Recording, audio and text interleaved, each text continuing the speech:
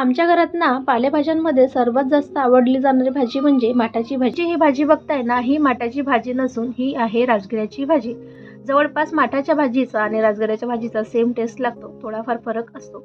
आणि खूप दिवसानंतर राजगिऱ्याची भाजी मला मार्केटमध्ये मिळाली आणि छान मस्त छोट्या पानांची कोवळी अशी लुसलुशीत भाजी आहे. ही भाजी बनवायला जास्त काही साहित्य लागत नाही. यासाठी फक्त घ्यायचे आहेत आपल्याला कच्चे शेंगदाणे, भरपूर अशी हिरवी मिरची, छान लवंगी अशी तिखट मिरची घ्यायची आणि भरपूर अशा लसणाच्या पाकळ्या घ्यायच्या. आता यामध्ये थोडंसं जिरं घालून पाणी न घालता असं छान जाडसर वाटून घ्यायचंय. मी ना जास्त करून पालेभाज्या बनवायला लोखंडी कढईचा वापर करते आणि त्यासाठी मी इथे 2 मोठे चमचे तेल गरम करत ठेवलेलं आहे. अशा प्रकारे लोखंडी कढईत किंवा तव्यात पालेभाज्या बनवल्या तर त्यातून आपल्याला भरपूर प्रमाणात आयरन म्हणजेच लोह मिळतो. तेल छान गरम झाल्यानंतर जे आपण वाटण बनवून ठेवलेलं होतं शेंगदाणा, मिरची आणि लसणाचं, ते घालायचंय आणि छान असं परतून घ्यायचंय. मस्त त्यातून खमंग सुगंध सुटला की यामध्ये आपल्याला घालायची आहे राजगिऱ्याची भाजी.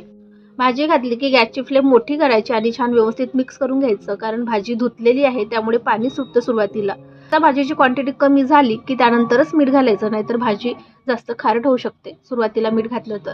भाजीचं पाणी कमी झालं की गॅसची फ्लेम मिडियम करायची आणि परत 4 ते 5 मिनिटं भाजीचा कच्चेपणा जाईपर्यंत छान परतून घ्यायची. अशा प्रकारे परतलेली भाजी खूप छान लागते. यामध्ये कांदा वगैरे आम्ही काहीच घालत नाही. नुसता शेंगदाणा, हिरवी मिरची आणि लसणाच्या कुटामध्येच ही भाजी छान लागते. खमंग अशी भाजी तयार होते आणि भाकरी सोबत खायला सुद्धा अप्रतिम लागते. तुमच्याकडे ही भाजी कशी बनवतात आणि तुम्ही कोणत्या गावातून किंवा शहरातून बघताय ते सुद्धा मला कमेंटमध्ये नक्की सांगा. रेसिपी आवडल्यास लाईक करा, शेअर करा आणि चॅनलला सबस्क्राईब करा.